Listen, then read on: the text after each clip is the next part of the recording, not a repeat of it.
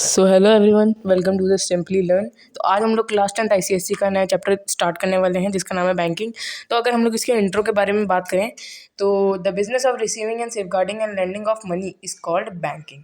यानी कि इसका मतलब अगर हम लोग हिंदी में समझे कि जैसे कोई भी पर्सन है राम, उसने समझ लीजिए एक बैंक से लोन लिया या तो फिर उसने बैंक में डिपॉजिट करे कुछ महीने के लिए अपने पैसे, तो फिर उसको बैंक से मतलब जो उस टाइम पीरियड के बाद इंटरेस्ट मिलेगा। तो एक टाइप ऑफ हम लोग कह सकते हैं बैंकिंग हमारा किसी भी इंसान के पैसे के साथ इंटरेस्ट पाना होता है या तो फिर उसको लोन दे के इंटरेस्ट लेना।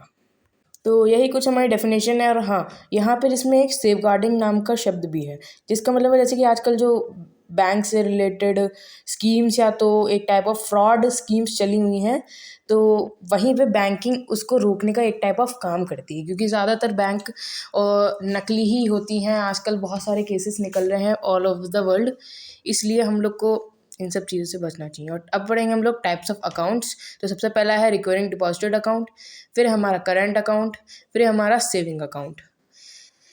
सेविंग अकाउंट और करंट अकाउंट हमारे सिलेबस में नहीं है, बट रिकरिंग डिपॉजिट अकाउंट जो है वो हमारे इस बार सिलेबस में है। तो ये सब हम लोग ने जान लिया। अब हम लोग पढ़ेंगे रिकरिंग डिपॉजिट अकाउंट की डेफिनेशन। तो रिकरिंग डिपॉजिट अकाउंट की वैसे कोई खास डेफिनेशन तो है नहीं, लेकिन समझ लीजिए एक पर्सन है राम और उसने बैंक से मतलब बैंक में उसने अपने कुछ रुपीस सबमिट करे फॉर 2 years। समझ लीजिए, तो इसका हम लोग सबसे पहले नंबर ऑफ मंथ्स निकालेंगे। नंबर ऑफ मंथ्स हो जाएंगे हमारे 2 years के 24 months, 2 × 12। तो अब आ जाएंगे हमारे 24 months, इसके मंथ्स आ गए हमारे।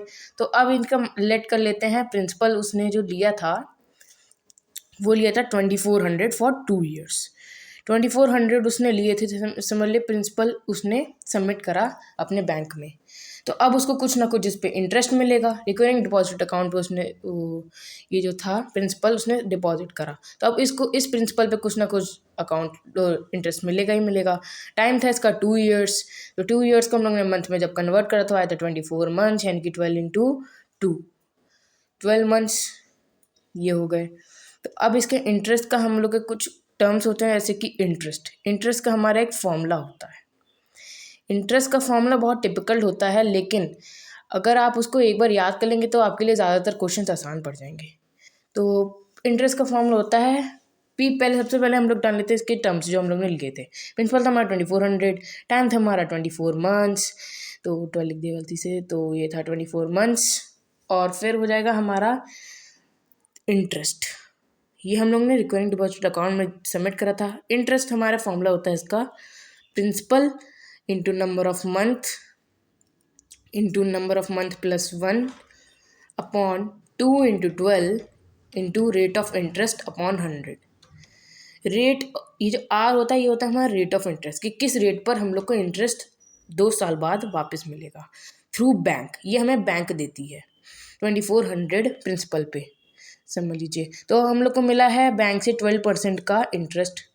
अगर हम लोग को 12% का इंटरेस्ट मिला तो हम 12% का अगर हम लोग को रेट ऑफ इंटरेस्ट मिला है तो हम लोग अब इंटरेस्ट को कैलकुलेट कर लेते हैं। जो फॉर्मूला था P × N × N+1 upon 2 × 12 into R/100 से। ये हमारा हो गया फॉर्मूला इंटरेस्ट का। N था जिसमें नंबर ऑफ मंथ्स, P था जिसमें प्रिंसिपल, और R था हमारा रेट ऑफ इंटरेस्ट। अब ये सब चीज़ें हम लोग को एक बैंक ने दी जिसे कहते हैं हम लोग recurring deposit account. Recurring deposit account, अब हम लोग इंटरेस्ट को कैलकुलेट कर लेंगे, जो हो जाएगा 2400 डिवाइडेड बाय 2 × 12 और फिर इंटू में 24 × 25 हो जाएगा, क्योंकि 24 + 1 = 25 अपॉन कर लेंगे 2 × 12 इंटू रेट ऑफ इंटरेस्ट था 12 अपॉन 100। ये हमारा फॉर्मूला इंटरेस्ट का। 12 से 12 कट जाएगा, कैंसिल आउट हो जाएगा, और 2 से 24 12 टाइम्स।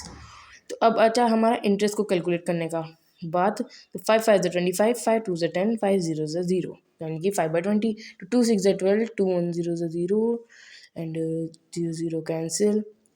240 × 6 × 5, ये हमारा इंटरेस्ट आ जाएगा इतना।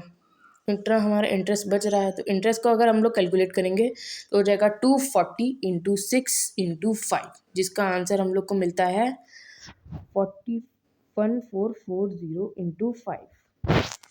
तो I is equals to 1440 into 5 अगर हम लोग करेंगे तो हमारा आंसर आ जाएगा ये 7200 रुपीज़। तो इतना इंटरेस्ट हम लोग को मिलता है 2 साल के बाद ऑन द प्रिंसिपल ऑफ 2400। तो बस अब हम लोग जानेंगे एक अमाउंट के बारे में, अमाउंट कैसे निकलता है। तो अमाउंट हम लोग को जो 2 साल बाद पे करेगी बैंक, वो हो जाएगा टोटल हमारा P into N, P plus I sorry, P plus I हमारा हो जाएगा P जिसमें प्रिंसिपल, I जिसमें इंटरेस्ट और A जिसमें अमाउंट। ये होता है हमारा अमाउंट का फॉर्मूला। तो हम लोग अमाउंट का फॉर्मूला निकाल लेंगे 24 फॉर 2 ईयर्स। खासकर ये आप लोग को ध्यान रखना है कि टाइम पीरियड से रिलेटेड बहुत ज़्यादा स्टूडेंट्स जो होते हैं वो मिस्टेक कर देते हैं कि वो टाइम को ईयर्स में ही ले लेते हैं, लेकिन उनको हमें को मंथ्स में ट्रांसफ़र करना ज़रूरी है। अब हम लोग अमाउंट के फॉर्मूले को एक टाइप ऑफ गलत मान के चलते हैं, क्योंकि मैच्योरिटी वैल्यू भी एक टाइप ऑफ अमाउंट होता है जो हम लोग को अपने फिक्स्ड टाइम पीरियड के बाद मिलता है।